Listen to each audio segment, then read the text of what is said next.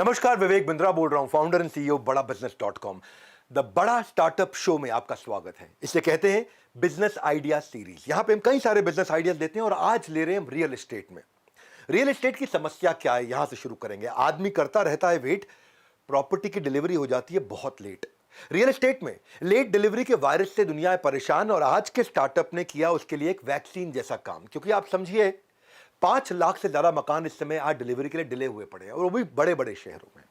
दिल्ली, मुंबई, पुणे, बैंगलोर, कोलकाता जैसे शहरों में 3.5 लाख करोड़ वर्थ की प्रॉपर्टीज डिले हो गई है इस समय। तो कस्टमर्स बहुत परेशान है, उनका पैसा भी फंस जाता है, रियल एस्टेट वाले का फंस जाता है और बाद में प्राइसेस बढ़ने लग जाते हैं। डिलीवरी जैसे प्रॉमिस होता है वैसे मिलता नहीं है। समस्या बड़ी है, कस्टमर की प्रॉब्लम को समझना है जरूरी। जानते हैं ये डेवलपर की कौन सी है मजबूरी। डेवलपर जो रियल एस्टेट बनाता है उसके लिए पैसे की दिक्कत है, टाइम की दिक्कत है, लाइजनिंग करनी पड़ती है। प्रॉपर्टी ढूंढेगा तो उसमें लाइजनिंग लगती है, उसकी टाइटल ठीक है कि नहीं है, प्रॉपर्टी डिस्प्यूटेड है तो नहीं है। और बाद में सबसे ज्यादा समस्या उसकी कंस्ट्रक्शन की। अगर कंस्ट्रक्शन जितना डिले हो उतनी कॉस्ट बढ़ती है और फिर उसके बाद उसका डिफॉल्ट बढ़ जाता है। तो आज की समस्या का समाधान किया एसबीएल इंफ्राटेक के फाउंडर अंकित शर्मा ने। कहते हैं ना कि प्राण जाए पर पोजेशन ना आए। ये बहुत बड़ी समस्या है कि भाई प्राण चले जाते हैं लेकिन पोजेशन नहीं आता। उस समस्या का इन्होंने समाधान किया है कि भाई आपको पोजेशन कैसे समय से मिल सकता है। पोजेशन ही तो नहीं मिलता, जिंदगी निकल जाती है, पोजेशन नहीं मिलता। तो एक अच्छा इकोसिस्टम तैयार किया है। मिलते हैं अंकित शर्मा जी से, उसके बाद मैं आपको दूंगा बिजनेस का एनालिसिस। जुड़े रहिएगा हमारे साथ।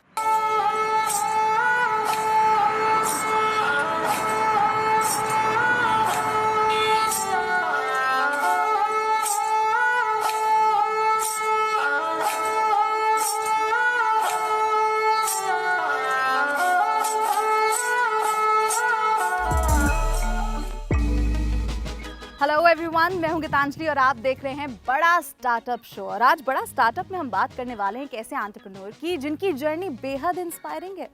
आप मानेंगे कि एक ड्राइवर का बेटा अपनी खुद की कंपनी खड़ी कर सकता है और वो इस कंपनी को बॉम्बे स्टॉक एक्सचेंज में लिस्ट भी करवा सकता है। ऐसा करके दिखाया है हमारे आज के मेहमान अंकित शर्मा ने। आपको बताना चाहूंगी कि इससे पहले अंकित डोर टू डोर सेल्समैन भी रह चुके हैं। उन्होंने 2 साल तक कोल्ड कॉलिंग भी की है और साथ ही वो एक कामयाब इंश्योरेंस एजेंट भी रह चुके हैं। और आज देखिए अंकित एसबीएल इंफ्राटेक के मालिक हैं। तो आइए जानते हैं अंकित की सक्सेस की कहानी खुद अंकित की जुबानी। अंकित, बहुत बहुत स्वागत है आपका। Thank you Geetanjali. तो मैं अब ये जानना चाहूँगी आपसे कि आपने एसबीएल इंफ्राटेक की शुरुआत की लेकिन फिर आपने प्लॉटिंग के बिजनेस को ही क्यों चुना? In terms of real estate अगर हम आना चाहते हैं तो स्टेप बाय स्टेप चलना बहुत ज़रूरी है। उसमें सबसे बेस्ट पार्ट है प्लॉटिंग का। प्लॉटिंग का काम इजी टू सेल है, इजी टू डिलीवर है, बिकॉज उसमें कोई हाई राइज नहीं बनाना, कोई कंस्ट्रक्शन कॉस्ट नहीं ऐड ऑन हो रही है। कभी जैसे ऐसे पेंडेमिक्स आ जाते हैं वहाँ पर आपको कोई ज़्यादा बड़ा इशू नहीं आता। रीजन बिंग आप ऑलरेडी डेवलप कर सकते हो, उसमें बहुत ज़्यादा एक्सपेंसेस नहीं आते हैं। तो मेरा सजेशन तो अगेन यही रहेगा कि जो भी न्यू बिजनेस स्टार्ट करना चाहते हैं रियल एस्टेट का, तो वो बेसिकली प्लॉटिंग से ही स्टार्ट करें, उनके लिए बेस्ट रहेगा। अब मैं आपसे ये जानना चाहती हूँ कि किसी भी बिजनेस के लिए अपना खुद का आईपीओ लेकर आना, वो भी शुरुआती दौर में, एक बहुत बड़ी बात हो जाती है। कई कंपनियां तो 50 साल लगा देती हैं अपना आईपीओ निकालने में। ऐसे में आप अपना आईपीओ 5 साल के अंदर ही लेकर आ गए, तो इसके पीछे क्या वजह रही? आई वॉज इन अब्रॉड, मैं कुछ सर्च कर रहा था, then I see Bindra sir video. Bindra sir उनका बीएससी की उस पर एक प्रोग्राम चल रहा था और वो एसएमई सेगमेंट का आईपीओ लाने का क्राइटेरिया बता रहे थे। वो मैंने जब देखा तो मैंने कहा यार आईपीओ हम ला तो सकते थे, बट मुझे नहीं पता था कि ये क्राइटेरिया आई थिंक हमारा पूरा हो चुका है एट द मेन टाइम। लगा अगर इतना क्राइटेरिया तो आई थिंक हमारा पूरा हो चुका है, तो वेट क्यों करना। अगर हम आज ही ला सकते हैं और वो हमारा ड्रीम भी है तो हम अभी क्यों ना जाएँ।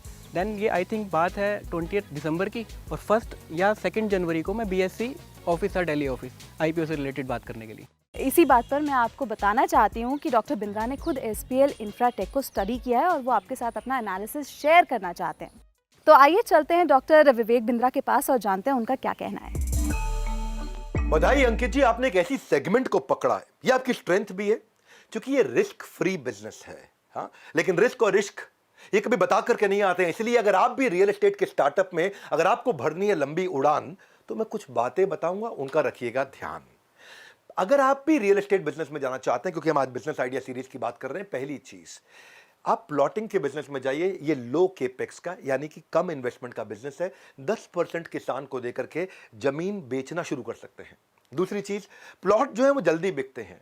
सेल्स के पैसे आते हैं, जब सेल्स के पैसे आएंगे तो बचा हुआ पैसा देकर के किसान से पूरी जमीन अपने नाम करा सकते हैं। तीसरी चीज, इसका एग्जीक्यूशन आसान है, क्योंकि अब आपको बड़ी बड़ी बिल्डिंग नहीं खड़ी करनी, बड़े बड़े टावर्स नहीं खड़े करने, इसलिए एग्जीक्यूशन आसान है। चौथी चीज, इसमें लोकेशन को ध्यान रखिएगा, लोकेशन वहां लीजिए जहां पे शहर एक्सपैंड हो रहा है, वहां नहीं जहां एक्सपैंड हो चुका है।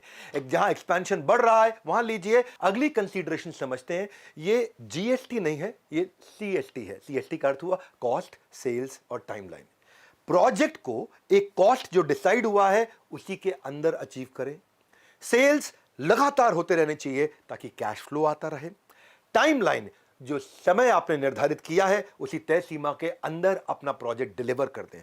टाइम डिले हुआ तो भी नुकसान, सेल्स नहीं हुआ तो भी नुकसान, और अगर कॉस्ट आपकी बढ़ गई तो बहुत बड़ा नुकसान। तो ये तीन चीजें कंट्रोल में हो। वैसे इनमें से डिलीवरी ये बहुत बड़ी मार्केटिंग मानी जाती है, ये बहुत महत्वपूर्ण है।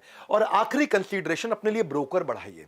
जितने ब्रोकर हो माल जल्दी बेचेंगे, ब्रोकर से रिश्ता बनाइए, उनके साथ डिनर कीजिए, कुछ इवेंट्स करिए उनके साथ में, उनको कुछ एक्स्ट्रा कमीशन या बेनिफिट दीजिए, उनको कुछ मार्केटिंग मटेरियल दीजिए, इंसेंटिव्स दीजिए, स्कीम्स दीजिए। रिश्ता ऐसा बन जाए कि आपका माल आपको ना बेचना पड़े, ब्रोकर ही बेचाए। और इन सब कंसीडरेशंस के बाद जब आपका काम चलने लगे तो एक सीआरएम की टीम अलग से तैयार कर लीजिए। ये कस्टमर्स के साथ रिश्ता बनाए रखेगा ताकि आपका रिपीट और रेफरल आते रहे। ये समय से डॉक्यूमेंट्स को उनको भेजेंगे, ये कस्टमर्स को आपके अपडेट्स भेजते रहते हैं, ये कस्टमर से रिश्ता ऐसा बना लेते हैं ताकि प्रॉपर्टी टाइमली हैंडओवर करते वक्त ये साथ में इन्वॉल्व रहते हैं। अगर कस्टमर नाराज हो जाए तो ये सीआरएम की टीम यानी कि सर्विस की टीम उनके रेजोल्यूशंस पे भी काम करता रहता है। धन्यवाद। डॉक्टर विवेक बिंद्रा, आपके इस इन डेप्थ और सटीक एनालिसिस के लिए बहुत धन्यवाद। हम आशा करते हैं कि अंकित भी आपके सजेशंस पर अमल करेंगे और एसबीएल इंफ्राटेक को और ऊंचाइयों तक लेकर जाएंगे।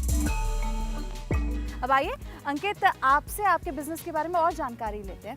मैं जानना चाहती हूँ कि अगर मैं अपना खुद का प्लॉटिंग का बिजनेस शुरू करना चाहती हूँ तो उसमें मेरा पहला कदम क्या होना चाहिए, मुझे किन किन लोगों की ज़रूरत पड़ सकती है और मेरा नेटवर्क कैसा होना चाहिए? सबसे पहले तो मैम आपको अपने घर से बाहर निकलना पड़ेगा और उस एरिया में जाकर समय बिताना पड़ेगा जहाँ पर आप ये प्लॉटिंग का बिज़नेस करना चाहते हैं। बिकॉज आपको लोकल नेटवर्क की बहुत ज़्यादा ज़रूरत पड़ेगी इसके लिए। सबसे पहले लैंड ढूंढने के लिए लोकल नेटवर्क चाहिए, उसके बाद आपको उसको कन्वर्ट कराने के लिए आपके टाई अप्स होने चाहिए, उसके बाद उसको डिलीवरी करने के लिए जो कंस्ट्रक्शन कॉन्ट्रैक्टर होते हैं उनसे आपका टाई अप होना चाहिए। अगर आपके पास ये सब कुछ है, और सबसे पहले इस प्रॉपर्टी के काम की आपको नॉलेज होनी चाहिए, और इसके साथ साथ आपको एक बात का और ध्यान रखना है, आपको अपना इकोसिस्टम ग्रो करना पड़ेगा। अगर इकोसिस्टम जैसे ही ग्रो होगा तो साथ में सब लोगों की साथ साथ आपकी ग्रोथ होगी। और अंकित, रियल एस्टेट में एक भरोसेमंद टीम का होना बहुत ज़रूरी होता है, तो आपने अपनी टीम कैसे बनाई और एक टीम बनाने से पहले किन बातों को ध्यान में रखना चाहिए? अच्छी टीम बनाना एक अलग बात है, उनका विश्वास जीतना बहुत बड़ी बात है। सबसे पहले हमने उनका विश्वास जीता कि हम ऑलरेडी एज अ ब्रोकर थे, 6-7 साल हमने एज अ ब्रोकरशिप काम किया। उनको लगा कि हम सही लोगों के साथ जुड़ रहे हैं, अब हम डेवलपर बने तो हम एक सही लोगों के साथ जुड़ रहे हैं। तो उन्होंने विश्वास करके हमारे पास आए और हमें ज्वाइन किया। और हमारे पास आज कोई भी सैलरीड स्टाफ नहीं है। इन टर्म्स ऑफ सेल्स की अगर हम बात करें, सब लोग हमारे साथ एज अ बिजनेस पार्टनर जुड़े हुए हैं। तो अंकित, अब मैं आपसे ये जानना चाहती हूँ कि आपका शॉर्ट टर्म और लॉन्ग टर्म गोल क्या है और उसके लिए आपने क्या तैयारियाँ की हैं? मैम, अगर शॉर्ट टर्म गोल की बात करें तो हम बहुत ही जल्दी हम फार्म हाउस लॉन्च करने वाले हैं, और उस मार्केट प्राइस पर होगा जो कि कहीं से कहीं तक कोई कंपैरिजन उसका नहीं कर सकता कोई भी। एंड लॉन्ग टर्म गोल की बात करें तो हमने मैम ये सर्च किया यहाँ पर कि पिछले 2 साल में काफ़ी ऐसे प्रोजेक्ट्स हैं जो यहाँ पर अनडिलीवर्ड हुए हैं, ड्यू टू लॉकडाउन कह सकते हैं, और काफ़ी लोग यहाँ पर ऐसे फंसे हुए हैं जिनको डिलीवरी नहीं मिल पाई है उनके प्रोजेक्ट्स की। तो उनको सर्विस देने के लिए अपने एक पोर्टल को बहुत ही जल्दी लॉन्च करने वाले हैं by the name of splservices.in। तो उनकी हेल्प करने के लिए हमने वो पोर्टल बनाया है। हम उनकी हेल्प करेंगे, वो अपने रजिस्ट्रेशन उसमें कराएं, हम उनको उनकी प्रॉपर्टी दिलवाएंगे या फिर अपनी प्रॉपर्टी में उनका एडजस्टमेंट करेंगे, या जैसे वो सेटलमेंट करना चाहते हैं हम उनकी हेल्प करने के लिए ये पोर्टल बना रहे हैं। साथ ही साथ वो भी लोग रजिस्ट्रेशन करा सकते हैं जिनकी प्रॉपर्टी रीसेल नहीं हो रही है, तो हम उनकी भी हेल्प करेंगे उनको रीसेल करने पे, because we are professional in this area since last 8 years. बहुत शुक्रिया अंकित, हमसे आपने बातचीत की और हमें किस तरह से प्लॉटिंग में बिजनेस शुरू करना चाहिए उस बारे में हमें जानकारी दी। Thank you so much for talking to us. तो ये थी एसबीएल इंफ्राटेक और उसके फाउंडर अंकित शर्मा की कहानी। अब बड़ा स्टार्टअप में वक्त हो गया है डॉक्टर विवेक बिंद्रा के क्लोजिंग एनालिसिस का। गीतांजलि और अंकित, आपका धन्यवाद, आपको बधाई। एसबीएल ने एक अच्छा रिश्ता बनाया है land owner, supplier, broker, customer सबके साथ में, जिसके कारण राजस्थान में खासतौर से नीमराना, शाहजहांपुर, बहरौर में इन्होंने अपने बिजनेस को लगातार बिल्ड किया और काफ़ी अच्छी डिलीवरीज करी हैं। अच्छी बात यह है कि आपकी Bombay stock exchange listed company है। जिन लोगों ने आज इस बिजनेस आइडिया को समझा, उनको आज कई टिप्स मिले होंगे। इसमें भरोसा जीतना ये बहुत बड़ा टिप है। मैं आपको बधाई देना चाहता हूं, आप अच्छा काम कर रहे हैं। इसके अलावा आप एक और नया इनोवेशन लेकर के आए, उसके लिए जरूर बधाई दूंगा। आपका समाधान पोर्टल आपने बनाया है कि जिन लोगों की प्रॉपर्टी खरीदते या बेचते वक्त रुक गई है, अटक गई है, उनको भी आप मदद करते हैं। आपके पोर्टल जाकर के वो इस समाधान को ज्वाइन कर सकते हैं। बाकी सब के लिए जिस तरह इन्होंने बॉम्बे स्टॉक एक्सचेंज में कंपनी लिस्ट करी और इस मॉडल को समझ के अपने बिजनेस को सफल बनाया, आप भी सीख सकते हैं। चाहे वो फंड रेजिंग हो, वर्किंग कैपिटल हो, बजटिंग हो, इस तरह की कोई भी समस्या। हमारे बिलियनियर प्रोफेसर्स हैं, उसमें आप आशीष चौहान जी खुद आकर के सिखाते हैं, नेशनल स्टॉक एक्सचेंज के चीफ एग्जीक्यूटिव ऑफिसर हैं, या और भी बिलियनियर प्रोफेसर्स हैं।